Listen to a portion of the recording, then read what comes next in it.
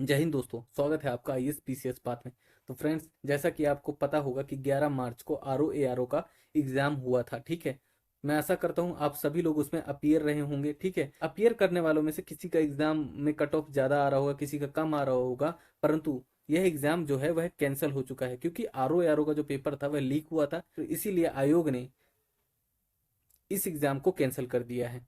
ठीक है, अब आयोग ने ही दोबारा 6 महीने में एग्जाम कराने की घोषणा की है कि वह 6 महीने में आरओ आरओ का री एग्जाम करवा लेगा। तो उसी को ध्यान में रखकर हम प्रीवियस ईयर की सीरीज को आरंभ करने जा रहे हैं आरओ आरओ की। ठीक है, आज जो हम क्वेश्चन डिस्कशन करेंगे तो वही 2024 का जो 11 मार्च को पेपर हुआ है उसी का हम डिटेल एनालिसिस लेकर आए हैं। इससे आपको न सिर्फ राइट आंसर का पता चलेगा, ठीक है, इसके अलावा आप उन क्वेश्चन से संबंधित जो अन्य इंफॉर्मेशन है उसके बारे में भी आप जानकारी प्राप्त कर सकेंगे। इसके अलावा मैं आपको एक बात बता दूं, जो इस ईयर का जो आरओ एआरओ का एग्जाम है उसके पेपर में उसके ट्रेंड में बदलाव आया है। टॉपिक में बदलाव नहीं आया है, ट्रेंड में बदलाव आया है, क्वेश्चन पूछने के पैटर्न में चेंजेस आए हैं। आप उन चेंजेस को भी हमारे साथ देखेंगे कि क्या क्या बदलाव आए हैं। इसके अलावा हम आने वाले समय में आरओ आरओ से संबंधित जितने भी प्रीवियस ईयर है उनका डिटेल एनालिसिस लेके इसी चैनल पर उपलब्ध होंगे। तो आप ज़्यादा से ज़्यादा हमारे चैनल से जुड़िए, वीडियो को लाइक करिए, चैनल को सब्सक्राइब करिए और हाँ, अपने दोस्तों के साथ जरूर शेयर करें ताकि ज़्यादा से ज़्यादा इन वीडियोज़ के साथ लोग जुड़ सके। तो चलिए दोस्तों, जो 2024 का जो हमारा क्वेश्चन पेपर है जो कि 11 मार्च को संपन्न हुआ था उसकी शुरुआत हम करते हैं आज से। तो चलिए दोस्तों स्टार्ट करते हैं। इसके अलावा दोस्तों, मेरे वैसे दोस्त जिनका इस बार एग्जाम नहीं निकल रहा था, मान लीजिए किसी का नंबर 110 बन रहा था, किसी का 120 बन रहा था, तो वो लोग भी इन वीडियोस को बहुत ही ध्यान से देखें क्योंकि आपको पता ही होगा किसी भी एग्जाम में प्रीवियस ईयर का कितना महत्वपूर्ण रोल होता है। क्योंकि इससे न सिर्फ आप क्वेश्चन के ट्रेंड को पहचान सकते हैं अपितु उन टॉपिक्स की भी पहचान कर सकते हैं जहां से क्वेश्चन पुटअप किए जा रहे हैं। तो दोस्तों, आयोग बार बार मौका नहीं देता, ठीक है, यह आपके लिए गोल्डन अपॉर्चुनिटी है कि री एग्जाम हो रहा है। तो इस बार जो भी दोस्त मेरे रह गए थे जिनका नहीं हो रहा था, तो वो डबल मेहनत के साथ इन वीडियोस के साथ जुड़े और रिवीजन करते रहें, वीडियो को बार बार देखें। और जितना ज़्यादा रिवीजन होगा उतनी ज़्यादा आपकी नॉलेज इंप्रूव होगी। ठीक है, तो दोस्तों चलो, ज़्यादा समय मैं आपका बर्बाद नहीं करता हूँ, बहुत होगी स्पीच। स्टार्ट करते हैं हम आज का सेशन। तो चलिए शुरू करते हैं।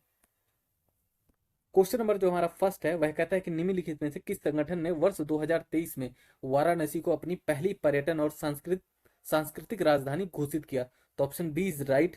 संघाई सहयोग संगठन यानी कि एससीओ द्वारा वाराणसी को पहली पर्यटन और सांस्कृतिक राजधानी घोषित किया गया। 16 सितंबर 2022 को शंघाई सहयोग संगठन यानी कि एससीओ के राष्ट्र अध्यक्षों की परिषद की समरकंद उज्बेकिस्तान में आयोजित 22वीं शिखर बैठक में वाराणसी को 2022-23 की अवधि हेतु पहली एससीओ पर्यटन और सांस्कृतिक राजधानी घोषित किया गया था। इस प्रमुख सांस्कृतिक आउटरीच कार्यक्रम के फ्रेमवर्क के अंतर्गत वर्ष 2022-23 के दौरान वाराणसी में अनेक कार्यक्रम आयोजित किए गए थे। ध्यातव्य है कि 17 से 18 मार्च 2023 के मध्य संघाई सहयोग संगठन पर्यटन मंत्रियों की जो बैठक है कहाँ संपन्न हुई, तो वाराणसी में संपन्न हुई थी। नेक्स्ट क्वेश्चन देखते हैं। क्वेश्चन नंबर जो हमारा सेकंड है, आइए देखते हैं क्या कह रहा है। तुलसीदास के संदर्भ में निम्नलिखित कथनों में से कौन सा सही है आपको बताना है। स्टेटमेंट फर्स्ट कहता है कि तुलसीदास का जन्म बांदा जनपद के राजापुर नामक ग्राम में हुआ था। सेकंड स्टेटमेंट कहता है कि उनकी पत्नी का नाम गीतावली था। तो दोस्तों, फर्स्ट स्टेटमेंट हमारा सही है, सेकंड रॉन्ग है, क्योंकि इनकी पत्नी का नाम गीतावली ना होकर रत्नावली था। रत्नावली नाम था तुलसीदास जी की पत्नी का नाम। तो राइट आंसर जो होगा दोस्तों वह होगा ऑप्शन सी, केवल वन स्टेटमेंट ही हमारी सही है। ये देखिए, तुलसीदास का जन्म उत्तर प्रदेश के बांदा जिला के राजापुर नामक गांव में हुआ। और कब यह जन्म हुआ इनका तुलसीदास का, तो 1532 ईस्वी में। उनके पिता का क्या नाम था, तो उनके पिता का नाम आत्माराम शुक्ल दुबे था और माता का नाम हुलसी था। उनकी पत्नी का नाम रत्नावली था। क्वेश्चन नंबर थर्ड जो है हमारा, नीचे दो कथन दिए गए हैं जिसमें से एक को अभिकथन कहा गया है और दूसरे को कारण कहा गया है। तो आइए देखते हैं अभिकथन और कारण को। अभिकथन में कहा गया है कि संवाद कौमुदी एक बंगाली साप्ताहिक के संपादक राजा राम मोहन राय थे। कारण में कहा गया है कि विधवा जलाने की प्रथा की निंदा करते हुए उनके लेख इसमें प्रकाशित हुए थे। तो नीचे दिए गए कोट का प्रयोग करके आपको राइट आंसर का चयन करना है। तो यहाँ पे जो राइट आंसर हो जाएगा वह होगा ऑप्शन सी, ठीक है, क्योंकि दोनों ही स्टेटमेंट यहाँ पे सही है, ठीक है, परंतु जो कारण है वह अभिकथन की सही व्याख्या नहीं करता। 4 दिसंबर 1821 को राजा राम मोहन राय ने संवाद कौमुदी नामक एक साप्ताहिक समाचार पत्र लॉन्च किया था। दिलचस्प बात यह है कि अखबार के क्रेडिट में राजा राम मोहन राय का नाम था ही नहीं। इसके बजाय अखबार को आधिकारिक तौर पर भवानी चरण बंदोपाध्याय द्वारा संपादित किया गया था। अखबार न केवल सतीदाह यानी कि विधवा जलाने की प्रथा को खत्म करने के आंदोलनों में सबसे आगे था, अपितु इसमें कई अन्य प्रगतिशील मूल्यों का भी समर्थन किया था। किसने समर्थन किया था? तो जो अखबार था संवाद कौमुदी, इसने न केवल सती दाह को खत्म करने के लिए आंदोलनों में सबसे आगे था, बल्कि इसके अलावा यह कई अन्य प्रगतिशील मूल्यों का समर्थन किया। प्रगतिशील मूल्यों से तात्पर्य है कि महिला शिक्षा की बात की गई थी, जाति को खत्म करने की बात की इसने। तो ऐसे कई जो प्रगतिशील मूल्य हैं उनका उसका इसने समर्थन किया था। नेक्स्ट क्वेश्चन देखते हैं। क्वेश्चन नंबर जो हमारा 5th है, यह दोस्तों मैथ से संबंधित है। क्वेश्चन ये मैथ और रीजनिंग से संबंधित है। तो दोस्तों जो मैथ और रीजनिंग के क्वेश्चन है, ठीक है, उनको हम इस वीडियो में कवर नहीं करेंगे। जैसा कि आपको पता होगा कि आरओ के एग्जाम में 14 से जो 15 क्वेश्चन होते हैं वह मैथ व रीजनिंग से संबंधित होते हैं। तो दोस्तों मैथ और रीजनिंग के क्वेश्चन की हम एक अलग सीरीज लेके आएंगे जिसमें मैथ और रीजनिंग को बड़े डिटेल के साथ आपको समझाया जाएगा। यहाँ पर हम सिर्फ जीएस के क्वेश्चनों को कवर करेंगे और बड़े डिटेल के साथ कवर करेंगे। साथ ही 2024 के क्वेश्चन पेपर में हम करंट अफेयर के क्वेश्चनों को भी कवर कर रहे हैं, क्योंकि ये करंट अफेयर आपके आने वाले एग्जाम के लिए भी बेहद महत्वपूर्ण है, जो कि आरओ का एग्जाम होने वाला है 6 माह के अंदर। तो चलिए अगला क्वेश्चन देखते हैं हम लोग।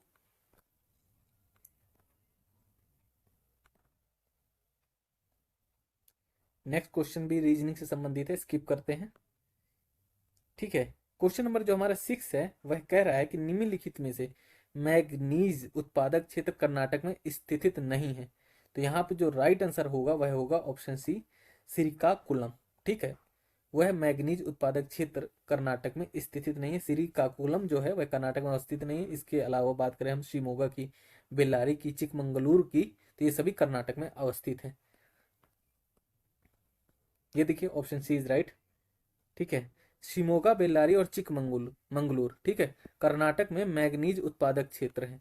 कर्नाटक में मैग्नीज उत्पादक क्षेत्र है, जबकि जो श्रीकाकुलम है वह आंध्र प्रदेश का एक जिला है और जो मुख्यतः क्वार्टर्ज, फेल्डस्पार और अन्य फेरोमैग्नीशियम खनिज के उत्पादन हेतु प्रसिद्ध है। जो श्रीकाकुलम है वह आंध्र प्रदेश में एक तो स्थित है, दूसरी बात जो है यह मुख्यतः क्वार्टर्ज, फेल्डस्पार और अन्य फेरोमैग्नीशियम खनिज उत्पादन के लिए फेमस है।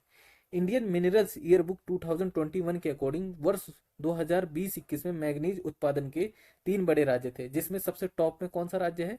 तो मध्य प्रदेश है। देश का लगभग 34% मैग्नीज का उत्पादन मध्य प्रदेश करता है। उसके बाद महाराष्ट्र का सेकंड नंबर पर स्थान है, यह 20% उत्पादन करता है देश के लगभग मैग्नीज का। और थर्ड नंबर पे हमारा उड़ीसा है जो 18% मैग्नीज का उत्पादन करता है।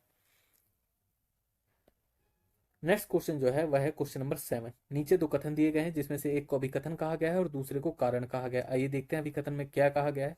अभिकथन कहता है कि रोस्को मोस के चंद्रमा पर लूना 25 मिशन का उद्देश्य चंद्रमा तक पहुंच की गारंटी सुनिश्चित करना था। कारण में कहा गया है कि रूस और चीन मिलकर अमेरिका के नेतृत्व वाले आर्टेमिस समझौते के खिलाफ अंतरराष्ट्रीय चंद्र अनुसंधान स्टेशन का नेतृत्व कर रहे हैं। तो नीचे दिए गए कोड से राइट आंसर का चयन करना है।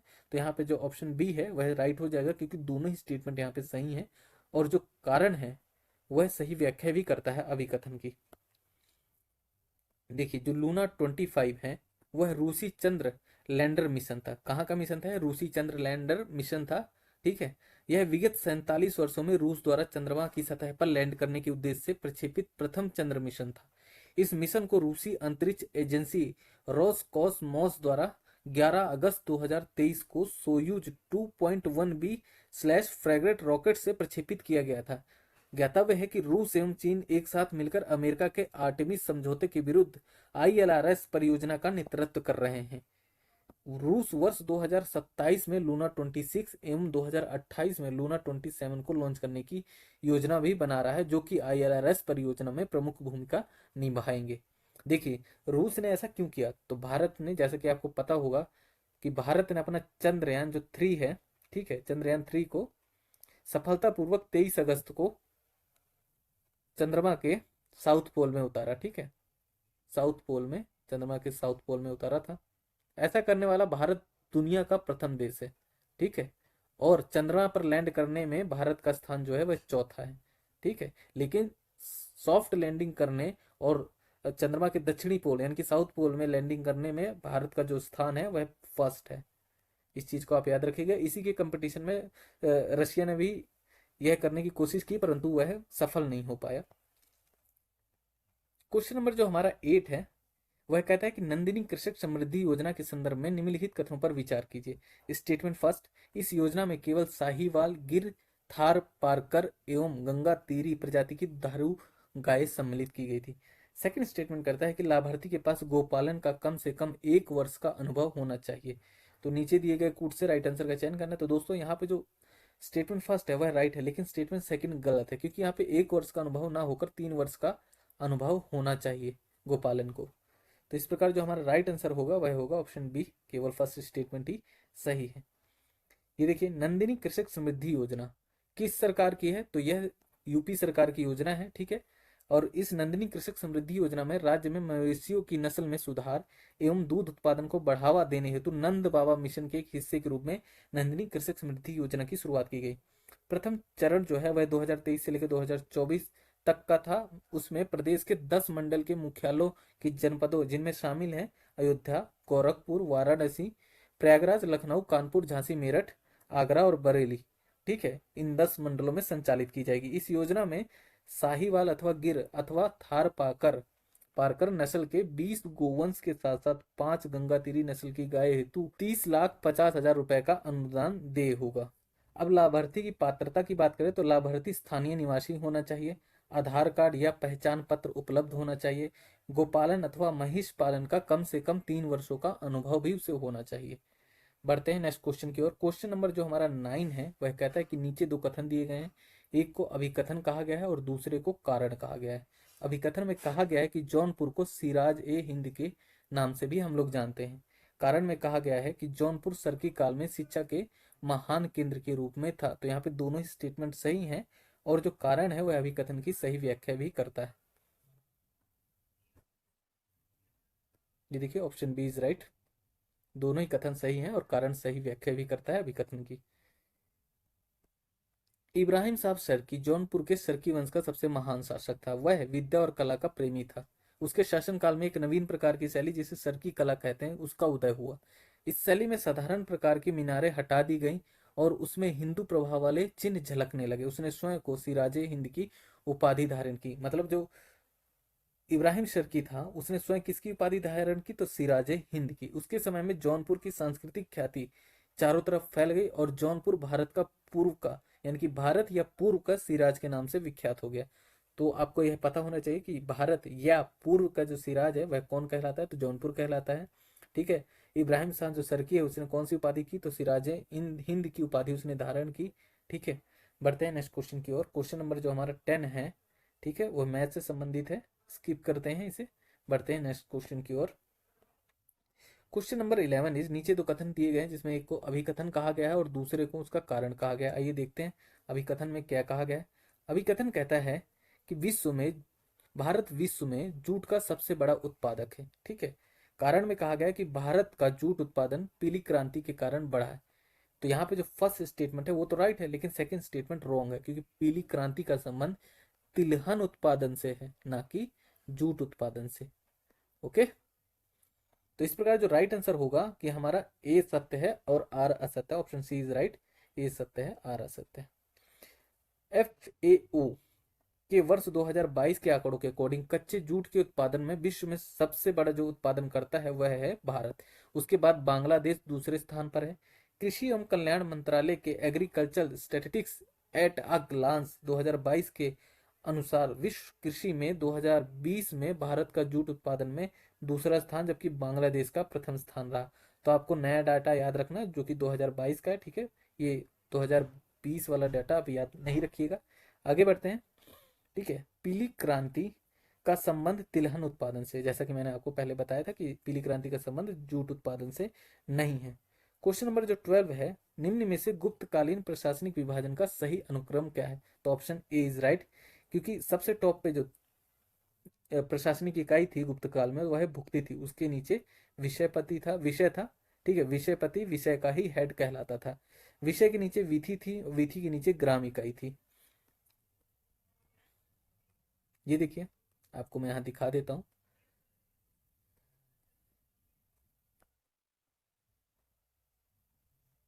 ठीक है, ये गुप्त काल का प्रांतीय प्रशासन का स्ट्रक्चर है। सबसे टॉप पे राष्ट्र होता था, ठीक है। राष्ट्र कई देश या भुक्ति में डिवाइड होता था, ठीक है। राष्ट्र का जो हेड होता था वह सम्राट कहलाता था, ठीक है। अब राष्ट्र कई देश या भुक्ति में डिवाइड है, ठीक है। अब भुक्ति का जो हेड कहलाता था वह कौन था? उपरीक था। उपरीक भुक्ति का हेड होता था। अब भुक्ति की बात करें तो भुक्ति भी कई विषयों पे डिवाइड होता था, ठीक है। अब भुक्ति जब कई विषयों पे डिवाइड था तो विषय का जो हेड होता था वह विषय पति कहलाता था। अब विषय भी आगे चलकर कई विधियों में डिवाइड था, ठीक है। और विधि का हेड कहलाता था आयुलन व विधि मेहतर, ठीक है। इसे आयुलन भी कहते थे और विधि मेहतर भी कहते थे, ठीक है। विधि कई ग्रामों में डिवाइड थी, ठीक है। विधि के अंदर कई ग्राम आते थे और ग्राम का जो हेड होता था वह ग्रामिक या अष्टकुलाधिकारी कहलाता था। बढ़ते हैं नेक्स्ट क्वेश्चन की ओर। Question number 13। नीचे दो कथन दिए गए हैं जिसमें से एक को अभिकथन और दूसरे को कारण कहा गया है। अभिकथन में कहा गया है कि अक्टूबर 1940 में गांधी जी ने कुछ चुने हुए लोगों द्वारा सीमित सत्याग्रह का आह्वान किया था, जो कि अपने आप में सही। कारण में कहा गया है कि यह सत्याग्रह इसलिए सीमित रखा गया ताकि ब्रिटेन के युद्ध प्रयासों को ठेस पहुंचे। तो दोस्तों यहाँ पे कारण गलत है, ठीक है। तो इस प्रकार जो राइट आंसर हो जाएगा वह होगा यहाँ पे ऑप्शन डी। स्टेटमेंट फर्स्ट सही है, ये सत्य है, आर गलत है। अगस्त प्रस्ताव को पूर्णतः अस्वीकार करने के बाद 17 अक्टूबर 1940 को गांधी जी ने कुछ चुनिंदा व्यक्तियों के द्वारा सीमित सत्याग्रह यानी कि व्यक्तिगत सत्याग्रह का आह्वान किया था। सत्याग्रह को सीमित रखा गया था ताकि द्वितीय विश्व युद्ध में यानी कि सेकेंड वर्ल्ड वॉर में के दौरान भारत में बड़े पैमाने पर उथल पुथल के कारण ब्रिटेन को शर्मिंदा ना होना पड़े। कहने का तात्पर्य यह है कि व्यक्तिगत सत्याग्रह का आह्वान इसलिए किया गया था ताकि सेकेंड वर्ल्ड वॉर के दौरान जो भारत में बड़े पैमाने पर अगर सत्याग्रह के कारण अगर ज्यादा बड़ा सत्याग्रह कर दिया जाता तो भारत में बड़े पैमाने पर उथल पुथल होती और जो उस टाइम ब्रिटेन की है उसे वर्ल्ड लेवल पर शर्मिंदा होना पड़ता। तो ऐसा ना हो इसीलिए गांधी जी ने सीमित सत्याग्रह का आह्वान किया गया था।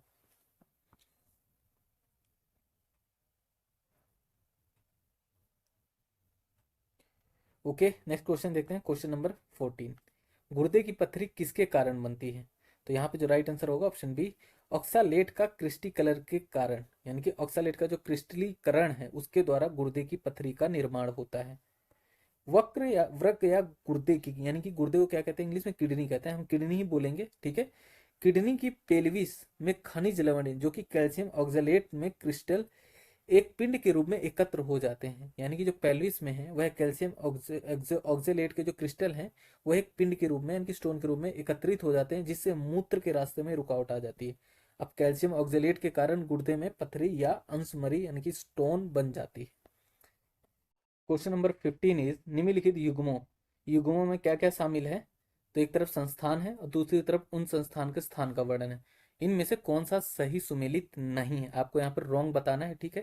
तो यहाँ पे जो राइट आंसर होगा वह होगा ऑप्शन डी, क्योंकि भारतीय कृषि प्रणाली अनुसंधान जो संस्थान है वह वाराणसी में नहीं है। इसके अलावा बात की जाए केंद्रीय बकरी अनुसंधान संस्थान तो वह मखदूम में है। भारतीय चारागाह एवं चारा अनुसंधान संस्थान कहाँ है? तो झांसी में है। राष्ट्रीय कृषि उपयोगी सूक्ष्म जीव ब्यूरो मऊ में है। मऊ कहाँ है? तो एमपी में। ये देखिए, जो भारतीय कृषि प्रणाली अनुसंधान संस्थान है वह मेरठ में। मेरठ कहाँ है? तो उत्तर प्रदेश में, ठीक है, वाराणसी में नहीं है। ओके, क्वेश्चन नंबर जो हमारा 16 है, G20 शिखर सम्मेलन 2023 के संदर्भ में है। इसमें कहा गया है कि G20 शिखर सम्मेलन 2023 के संदर्भ में निम्नलिखित में से कौन सा प्रतिभागी देश प्रतिभागी मुखिया सही सुमेलित नहीं है? आइए ऑप्शन एक बार देख लेते हैं कौन सा यहाँ पे सही सुमेलित नहीं होगा। तो यहाँ पे जो राइट आंसर होगा वह होगा ऑप्शन ए, ठीक है। ब्राजील से जोको विडोडो का संबंध नहीं था, अपितु जोको विडोडो का संबंध इंडोनेशिया से था, ठीक है। इंडोनेशिया के ये राष्ट्रपति थे, ना कि ब्राजील के। इसके अलावा ऑस्ट्रेलिया से कौन थे? Anthony Albanese. कनाडा के पीएम जस्टिन ट्रूडो। अर्जेंटीना से संबंध है किनका? अल्बर्टो फर्नांडीज का, ठीक है। 9 से 10 सितंबर 2023 के मध्य G20 शिखर सम्मेलन 2023 का आयोजन भारत की अध्यक्षता में नई दिल्ली में आयोजित किया गया। इसमें ब्राजील के राष्ट्रपति लूला डी सिल्वा। आपको ये पूरा नाम याद रखने की जरूरत नहीं है, बस आप इतना याद रखें जो ब्राजील के राष्ट्रपति हैं कौन है, लूला डी सिल्वा। ठीक है। इंडोनेशिया के राष्ट्रपति कौन थे, तो जोको विडोडो, जैसा कि मैंने आपको ऊपर बताया। ऑस्ट्रेलिया के जो प्रधानमंत्री थे एंथोनी अल्बानीज, और कनाडा के पीएम जस्टिन ट्रूडो, अर्जेंटीना के तत्कालीन राष्ट्रपति अल्बर्टो फर्नांडीज, और अमेरिका के राष्ट्रपति जो बाइडेन, और यूके के यानी कि यूनाइटेड किंगडम के प्रधानमंत्री ऋषि सुनक तथा अन्य G20 देशों के राष्ट्र प्रमुख उपस्थित रहे। कहाँ उपस्थित रहे, तो G20 शिखर सम्मेलन में।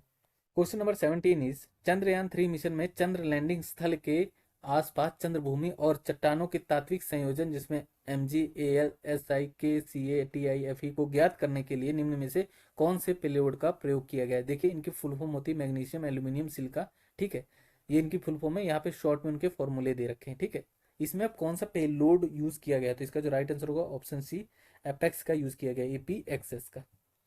चंद्रयान 3 के रोवर में संलग्न APXS अर्थात अल्फा पार्टिकल एक्सरे स्पेक्ट्रोमीटर, ठीक है, का उद्देश्य चंद्रमा पर लैंडिंग स्थल के आसपास मृदा एवं चट्टाने में कुछ रासायनिक संगठन जिसमें MgAlSiKCaTiFe का पता लगाना था। क्वेश्चन नंबर 18 इज एगमार्क के संबंध में निम्नलिखित कथनों में से कौन सा सही है। स्टेटमेंट फर्स्ट, एगमार्क जो है कृषि उत्पादकों की गुणवत्ता का सूचक है। सेकंड स्टेटमेंट है एगमार्क जो है, एगमार्क का प्रमाण पत्र भारतीय खाद्य निगम द्वारा जारी किया जाता है। तो यहाँ पे जो राइट आंसर होगा वह होगा ऑप्शन, क्योंकि स्टेटमेंट फर्स्ट ही सही है, सेकंड स्टेटमेंट गलत है। तो आइए देखते हैं, केवल 1 यहाँ पे राइट आंसर होना चाहिए। ये देखिए ऑप्शन डी इज राइट। ठीक है, स्टेटमेंट फर्स्ट ही क्योंकि राइट। एक मार्क कृषि उत्पादकों की गुणवत्ता का सूचक है। इसका प्रमाण पत्र भारत सरकार के विपणन तथा निरीक्षण निदेशालय द्वारा जारी किया जाता है। एक मार्क का उपयोग कृषि उत्पाद अधिनियम वर्ष 1937 द्वारा लागू होता है, जो कि वर्ष 1986 में संशोधित की गई थी। किसके द्वारा यह लागू होता है, तो कृषि उत्पाद अधिनियम 1937 द्वारा। इसको संशोधन कब किया गया, तो इसका संशोधन किया गया 1986 में। क्वेश्चन नंबर 19 इज निम्नलिखित कथनों में से कौन सा सही है। ठीक है, चीनी उद्योग का जो प्रारंभ है उत्तर प्रदेश में स्थित है, यानी कि चीनी उद्योग का जो प्रारंभ हुआ था वो कहाँ हुआ था, तो उत्तर प्रदेश में। ठीक है, सेकंड जो स्टेटमेंट है गन्ने की कम उपज, कम पेराई सत्र, उद्योगों की असंतोषजनक अवस्थापना ने चीनी उत्पादन में समस्याएं पैदा की हैं या जनित की हैं। तो यहाँ पे जो राइट आंसर होगा ऑप्शन ए। दोनों ही स्टेटमेंट अपने आप में सही है। नए आंकड़ों यानी कि अद्यतन आंकड़ों के अनुसार चीनी उत्पादन में उत्तर प्रदेश का देश में दूसरा स्थान है। ठीक है, पहला स्थान किसका होगा, तो महाराष्ट्र का होगा। ठीक है, यहाँ पे मैं लिख भी देता हूँ, महाराष्ट्र का इसमें पहला स्थान है। आगे बढ़ते हैं। चीनी उद्योग प्रारंभ में उत्तर प्रदेश के साथ साथ बिहार में भी स्थित था। देश की चीनी की जो प्रथम मिल है कब लगाई गई, तो 1903 में उत्तर प्रदेश के देवरिया जिले के प्रतापपुर में स्थापित की गई।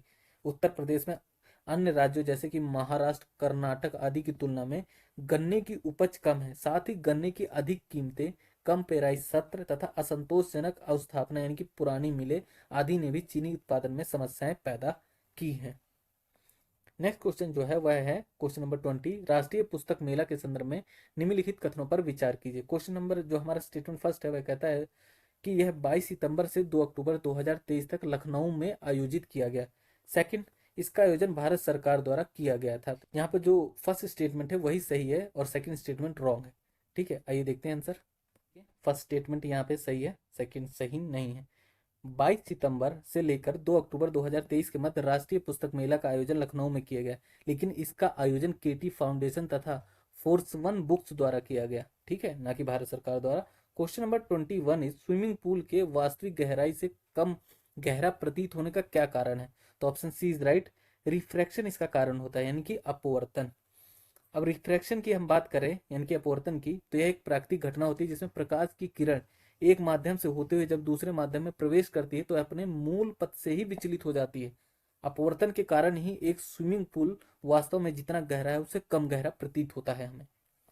नेक्स्ट क्वेश्चन है क्वेश्चन नंबर 22। नीचे दो कथन दिए गए हैं जिसमें से एक को अभिकथन कहा गया है तथा दूसरे को कारण कहा गया है। अभिकथन में कहा गया है कि बंद शीशे की खिड़कियों एवं दरवाजों वाली कार में यात्रा करते समय व्यक्ति आकाशीय बिजली के आघात से सुरक्षित रहते हैं। कारण में कहा गया है कि एक बंद कार के अंदर से खाली चालक की तरह व्यवहार करती है, यानी कि जो एक बंद कार है वह अंदर से खाली चालक की तरह व्यवहार करती है, अतः आवेश कार के अंदर प्रवेश नहीं कर पाते। तो नीचे दिए गए कूट का उपयोग करके राइट आंसर का चयन करना है। तो यहाँ पे दोनों ही स्टेटमेंट अपने आप में सही है और जो कारण है वह अभिकथन की सही व्याख्या भी करता है। तो ऑप्शन बी इज राइट होगा यहाँ पे। ये देखिए ऑप्शन बी इज राइट। जो कार है, कार मूल रूप से धातु का एक आवरण है, ठीक है। इस धातु का आवरण है और इलेक्ट्रोस्टैटिक सिद्धांत के अनुसार धातु के आवरण के अंदर कोई विद्युत क्षेत्र उपस्थित ही नहीं हो सकता, इसलिए जो आकाशीय बिजली गिरने की स्थिति में वह केवल कार के धातु भागों से होकर गुजरेगी और अंदर स्थित व्यक्तियों से नहीं टकराएगी। हालांकि इस स्थिति में कार के अंदर स्थित व्यक्ति तभी सुरक्षित रहेंगे जब कार की खिड़कियां एवं दरवाजे पूरी तरह से बंद हो और यात्री कार के किसी भी धातु वाले हिस्सों को ना छू रहा हो। क्वेश्चन नंबर 23 निम्नलिखित में से कौन सा एक भारत में, एक तरफ भारत में बोर्ड है, ठीक है, उस बोर्ड के सामने उसका मुख्यालय वर्णित किया गया है, तो आपको इसमें से बताना है कि कौन सा सुमेलित नहीं है। तो यहाँ पे जो राइट आंसर होगा ऑप्शन बी होगा, क्योंकि कॉफी बोर्ड जो है वह हैदराबाद में अवस्थित नहीं है। इसके अलावा बात करें हम मसाला बोर्ड की तो वह कोच्चि में अवस्थित है, चाय बोर्ड की तो वह कलकत्ता में अवस्थित है, रबड़ बोर्ड की हम बात करें तो कोट्टयम, कोट्टयम जो कि केरल में है वहां पर अवस्थित है, ठीक है। ये देखिए मसाला बोर्ड का हेड ऑफिस कहाँ है, कोची, कोची कहाँ है तो केरल में है। कॉफी बोर्ड का जो हेड ऑफिस है वह कहाँ है, बेंगलुरु में। बेंगलुरु कहाँ है तो बेंगलुरु कर्नाटक में अवस्थित है। भारतीय चाय बोर्ड जिसका हेड ऑफिस कहाँ है, कोलकाता में। कोलकाता कहाँ है तो वेस्ट बंगाल में है। यह वाणिज्य, जो भारतीय चाय बोर्ड है वह वाणिज्य एवं उद्योग मंत्रालय के नियंत्रण में भी आता है। अब बात करें हम भारतीय रबड़ बोर्ड की, तो जिसका मुख्यालय कहाँ है तो कोट्टयम है। कोट्टयम कहाँ है तो केरल में अवस्थित है। नेक्स्ट क्वेश्चन देखते हैं, क्वेश्चन नंबर हमारा 24 कहता है कि उत्तर प्रदेश संगीत नाटक अकादमी के संदर्भ में निम्नलिखित कथनों पर विचार करें। स्टेटमेंट फर्स्ट कहता है कि इसकी स्थापना 1965 में हुई थी। सेकंड स्टेटमेंट कहता है कि यह वाराणसी में स्थित है। देखिए यहाँ पे जो पहला स्टेटमेंट है वह भी गलत है, क्योंकि इसकी स्थापना 1963 में हुई थी, ठीक है। और सेकंड स्टेटमेंट भी यहाँ पे गलत साबित हो जाती है। तो इस प्रकार जो राइट आंसर होगा वह यहाँ पे होगा ऑप्शन डी, ठीक है।